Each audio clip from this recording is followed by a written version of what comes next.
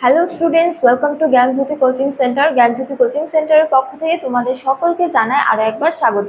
তো স্টুডেন্টস, আজকে আমি যে আলোচনা নিয়ে পুনরায় তোমাদের সামনে চলে এসেছি তা হলো প্রথম কুমারগুপ্ত সম্পর্কে আলোচনা। তো আলোচনা শুরু করার পূর্বে তোমাদের একটা ছোট্ট ইনফরমেশন দিয়ে রাখি যে তোমরা যারা এখনো আমাদের সাথে যুক্ত হওনি কিংবা যুক্ত হতে চাইছো তারা উপরের এই দুটো নাম্বারের মধ্যে যে কোনো একটিতে যোগাযোগ করে আমাদের সাথে যুক্ত হতে পারো। চলো আর দেরি না করে আমরা আজকের আলোচনা শুরু করি। তো আজকের আলোচনা হলো কি প্রথম কুমারগুপ্ত সম্পর্কে। এক্ষেত্রে বলা হয় যে গুপ্ত সম্রাট দ্বিতীয় চন্দ্রগুপ্তের মৃত্যুর পর শাসক হন তার পুত্র প্রথম কুমারগুপ্ত। তো তার রাজত্বকাল ছিল 415 খ্রিস্টাব্দ থেকে 455 খ্রিস্টাব্দ পর্যন্ত। এরপর বলা যায় যে প্রথম কুমারগুপ্তের গুরুত্বপূর্ণ উপাধিগুলি হলো মহেন্দ্রাদিত্য এবং ব্রাহ্মবল পরাক্রম উপাধি। এবার বলা যায় যে কোন কোন উপাদান থেকে আমরা প্রথম কুমারগুপ্ত সম্পর্কে জানতে পারি। তো মূলত ভিলসন লেখো, এছাড়া মান্দাসার লেখো এবং কি বিলসর লেখো থেকে আমরা প্রথম কুমারগুপ্ত সম্পর্কে জানতে পারি। এরপর হলো যে সাম্রাজ্য বিস্তার। এক্ষেত্রে বলা যায় যে প্রথম কুমারগুপ্তের রাজত্বকালে গুপ্ত সাম্রাজ্য মূলত হিমালয় থেকে নর্মদা নদী এবং উত্তরবঙ্গ থেকে কাথিয়াবাড় পর্যন্ত বিস্তৃত ছিল।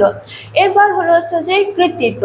তো এক্ষেত্রে বলা হয় যে প্রথম কুমারগুপ্তের দুটি গুরুত্বপূর্ণ কৃতিত্ব হলো যে প্রথমতম ডক্টর গয়াল বলেন যে প্রথম কুমারগুপ্ত নল রাজবংশের সঙ্গে জোট বেঁধে বকাটকদের চরম বিপর্যয় ঘটায়। এটা হলো তার প্রথম কৃতিত্ব।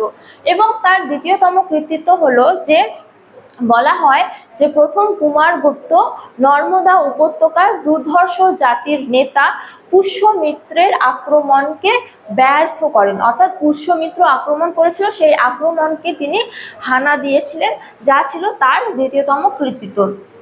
এরপর হলো যে প্রথম কুমারগুপ্তের শাসন ব্যবস্থা সম্পর্কে। তো এক্ষেত্রে বলা হয় যে প্রথম কুমারগুপ্তের শাসনকাল পূর্ববর্তী গুপ্ত শাসকদের তুলনায় কিন্তু খুবই শান্তিপূর্ণ ছিল।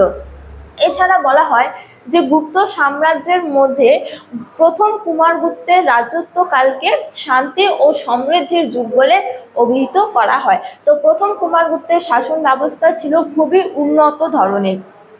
এরপর হলো যে নির্মাণ কার্য। তো তিনি একাধিক নির্মাণ কার্য করেন, যার মধ্যে মান্দাসার লেখ থেকে জানা যায় যে তিনি সূর্য মন্দির নির্মাণ করেছিলেন।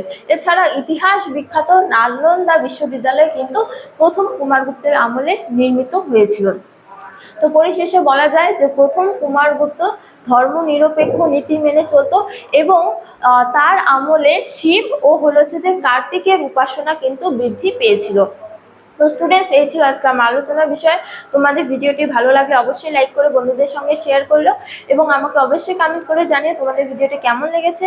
তোমাদের সাথে দেখা হবে অন্য এক ভিডিওতে অন্য এক টপিক নিয়ে। ততক্ষণ ভালো থাকো, সুস্থ থাকো। Thank you.